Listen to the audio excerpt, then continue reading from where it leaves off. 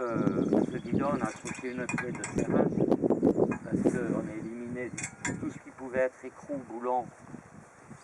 Il fallait une clé de 22 plus une contre-clé pour dévisser ça, n'importe quel truc. Donc on met des cales aux écrous, comme ça on n'a plus besoin de contre-clé, de contre-écrou.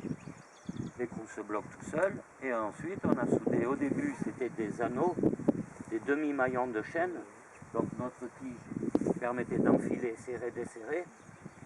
À la longue, à l'utilisation, eh bien, on s'est dit, ça se dévisse. Dans les demi-tours, on perd une roue, on perd un disque. Donc on a fait des avant-trous. Ah, ça tient mieux. Mais quand même à la longue, ça se dévisse aussi.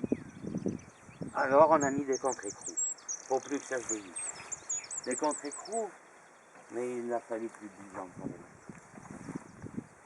Une fois qu'on a eu mis les contre-écrous, il fallait mettre des petites tiges pour serrer. Donc on a mis un petit anneau à notre tige. Et si on mettait des tiges sur les contre-écrous, plus besoin de mettre des anneaux aux écrous. On a simplifié et des bitonniers. Donc maintenant on utilise quasiment que l'anneau. Il fait que à force de l'utiliser, ça plie, ça. Et j'ai vu souvent en journée technique, des adhérents qui ont 2-3 saisons de matos. Ah, ils ont une clé à molette dessus, parce qu'ils ont cassé ici, et puis c'est des agriculteurs, ça les fait chier de souder deux trucs comme ça. Alors j'ai dit ok, c'est notre réalité de paysan, c'est comme ça. Et dernièrement, eh bien, constatant que c'était trop souvent ça pliait et tout, j'ai demandé au gars de me faire une nouvelle clé. Là, on a trouvé la clé. Voilà.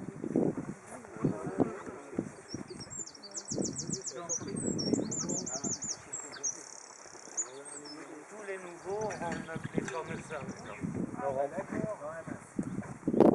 Là, je sais que tu vas regretter, puis tu as dit, tu aurais pu m'amener une clé et tout. Ah bah oui, J'y ai pas pensé. Ah bah J'étais pas à l'atelier, j'ai pas été à l'atelier, donc j'ai amené la mienne, qui est le premier proto, tu vois, numéroté, machin, c'était pour que je fasse les essais avant qu'on le file aux adhérents. Parce que par principe, quand on sort, on concrétise une idée, on essaye. Au début, j'étais le seul. Bon, j'étais le seul à essayer, maintenant on est trois maraîchers. Donc, ça passe d'abord chez moi, pour que je vois le côté purement technique.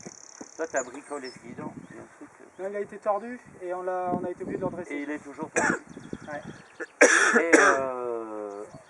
Et ensuite, les autres, bon, dans leurs conditions de maraîcher. Donc maintenant, on a sorti une belle clé, un peu plus longue que ça, qui est très très bien parce que ça rentre pile dans le bitonio, d'accord? Donc là, alors que la ronde, bon, vous verrez la différence. Ouais. Et là, alors franchement, c'est beaucoup plus facile pour serrer et pour desserrer.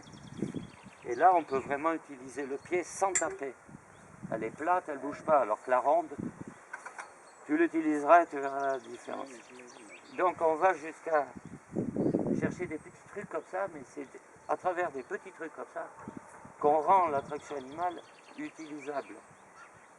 Il suffit de très peu pour que le paysan il s'emmerde, il dit mais c'est pas possible et puis il laisse tomber. Pour un détail quelquefois. Si on perd tout le temps les roues à chaque demi-tour, au bout d'un moment on dit c'est de la merde, ce truc c'est pas possible. Voilà, donc c'est dans le petit détail qu'on voit la fiabilité d'un matériel.